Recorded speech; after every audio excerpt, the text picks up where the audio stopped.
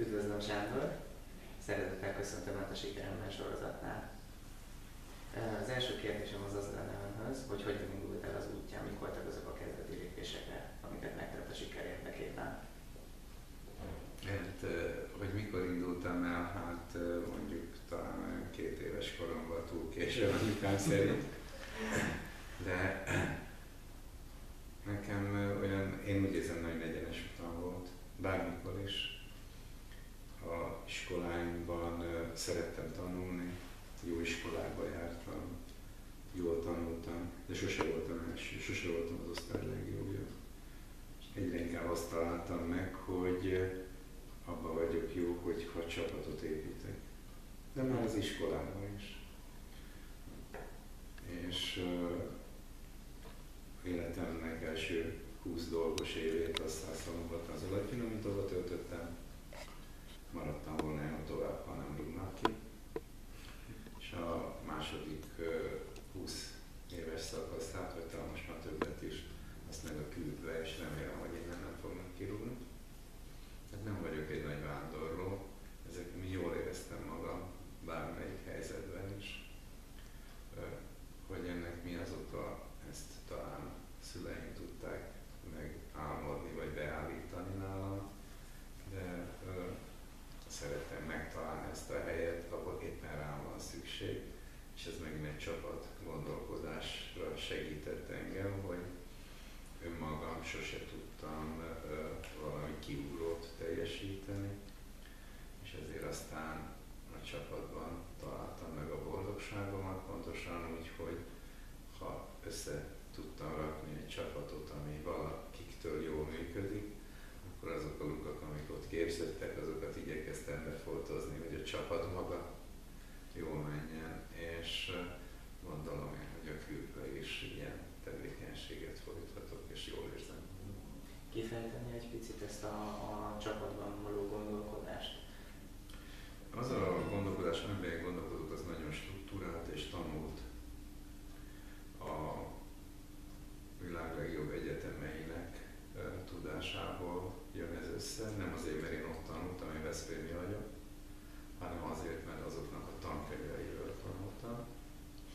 És ezt 1 perc alatt nem tudom kifejteni, de talán a lényege az, hogy néhány oldalról meg kell nézni azt a helyzetet, amiben benne vagy, és optimalizálni kell, okosan végig lehet gondolni, hogy hosszú távon hogy lehet ebben a helyzetben jól ellenni, hogy jól érezd magad, és ebből a helyzetből a legtöbbet hogyan lehet kihozni. Mondok egy egyszerű példát. Párkapcsolat. Jó Istenem, hogy tudnám én ezt a kislányt nagyon sokáig szeretni? Például egyszerűen ki is lehet mondani, hogy hát például, ha szereti a verset, te is tanulj meg verset. De hát ahhoz azért lusta vagyok. És abban a pillanatban, amikor nem akarsz már te közelíteni ehhez a kislányhoz azért, mert ő szereti a verset és kedvével járni, hogy én is megtanulok egy verset, olyat, amit ő kedvesnek tart, ez a pillanat, amikor már ez a kapcsolat már nem is épül. Ez a kapcsolat már halódik. És mindaddig, amíg te kedvébe akarsz járni, elő akarod segíteni, és ő is kedvedbe akar járni, és elő akar segíteni, kialakul egy win-win kapcsolat, ami a életben szerelemnek hívják, a gazdasági életben pedig együtt gondolkodásnak, vagy éppenség ez a win-win kapcsolat. És ezek nincsenek messze egymástól, mert éppen a gazdaságban az egy legjobb gondolkodók, például egy Péter Drucker, akire mi büszkék is lehetünk, az osztrák-magyar monarchia gyereke volt, és talán a legjobban idézett gondolkodó arról, hogy hogyan kéne csapatot építeni, arra ő nagyszerűen megmondja, hogy hát nem a főnököttől várt az elismerést, hanem a vevőtől. Hát, hogy próbáld meg már kiszolgálni, de ez nagyon nehezen gondolni ebbe a történetbe bele, és hát tudok könyveket ajánlani, tudok módszereket mondani, rövid idő alatt pedig Igazából nagyon egyszerű sémákat tudok csak elmondani, de félek, hogy azok nem követik a teljes valóságot. Egész biztos vagyok benne, hogy talán az egyik mód az, hogy merjen érdekelni téged, hogy lehet jól gondolkodni, jól gazdálkodni, hogy mi azok vannak. És mondhatok néhány ilyet. Legyél versenyképes. Tudjál öntanulni, csatolj vissza. Tehát amikor egy sikertelenségért tanuld meg, hogy mitől voltál sikertelen. Ne félj vállalkozni, ne félj belemenni a helyzetekbe, mert nem tudsz tanulni. Ha nincsenek új kihívások, új helyzetek, nincs mit megtanulni. Akkor, ha visszavonulsz, ha semmit nem csinálsz, hát persze nincs kockázat, de soha nem fogsz sehova se eljutni, mert mindenki a kockázatmentes élettel kíván nagyon sok pénzt keresni. De olyan nincsen.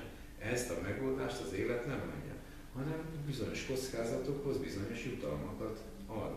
És azt kitalálni, hogy melyik az a kockázat, ami a legkisebb veszteséggel jár, na ehhez már tanulni kell. Ehhez már nagyon sok helyzetet kéne megismerni, azokból leszűrni az eredményeket, és utána már úgy viselkedni.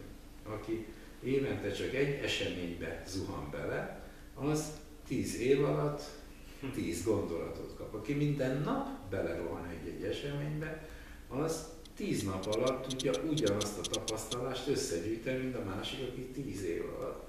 És hogyha ezek elég tanulságosak, és eléggé felkészült vagy arra, hogy tud ezeket beképzelni arra, hogy én ettől okosabb lettem, ez nekem jobb lett, én jobban átlátom a helyzetet, jobban tudok csapatot építeni, mert azért a mai világ nem a one-man-show-ra van építve. Tehát ma nagyon kevés, sőt egyáltalán, szinte egyáltalán is az álom, hogyha valaki énekes lesz, akkor ő majd egyedül kiugrik.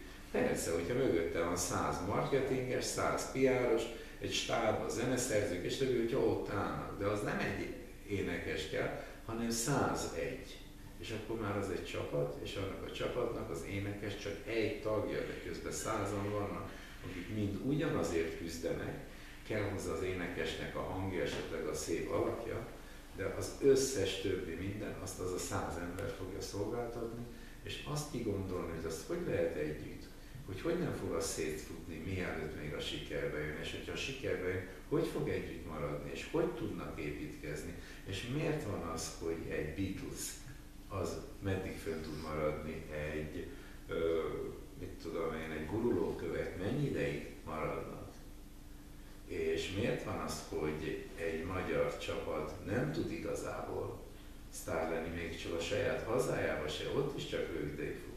Azért ezt végig kell tudni gondolni, és igazából, aki tud igazából csapatot építeni, elmondok, egy nagyszerű ember volt, sajnos már meghalt, Gyulós Tibornak hívják ezt a csodát, aki azt mondta egyszer, hogy Magyarországnak nem az a baja, hogy ide nem akar jönni a pénz. Ide rengeteg pénzt lehetne behozni. Magyarországnak az a baja, hogy ebben az országban nincs, akire rá lehetne bízni ezt. Nincs, akire meg lehetne bízni, aki csapatot tudna vezetni, és ezt a pénzt jól be tudná fektetni. Hogy az megtérüljön annak, aki ide akarja hozni a pénzt. És jószerivel ilyen emberekből van hiány magyarán, akik csapatot tudnak építeni, akik össze tudnak tartani, akik tudják, hogy hogy kell. És ezekből az emberekből, igen, a példamutató országokban rengeteg van. Igen, azért csak egy olyan csapat, akikről ma mindenki álmodik, hogy Facebook, hogy olyan csapat, aki Google, akit mindenki ismer, vagy olyan csapat, aki Apple, azt mindenki tudja, hogy kicsoda, mert imádja a termékét, imádja, mindenki Apple telefont akar, vagy iPhone-t akar, vagy Apple kütyüt akar, azért azok 100-200 ezer ember tudnak egy csapattá összeépíteni, aki jószerivel egy terméket tud kihozni, 2 tud kihozni. 200 ezer ember megy előre az Apple-nél, és hajlandó követni. És náluk pedig, hát nézzünk körül azért, hogy 10-20 fős csapatok, hogyha összejönnek, egy kézilabda csapat, egy vízilabda csapat, és akkor csodálkozunk, hogy micsoda nagyszerű. És a gazdaság hogy tudja ezt megcsinálni, és miért nem tudunk?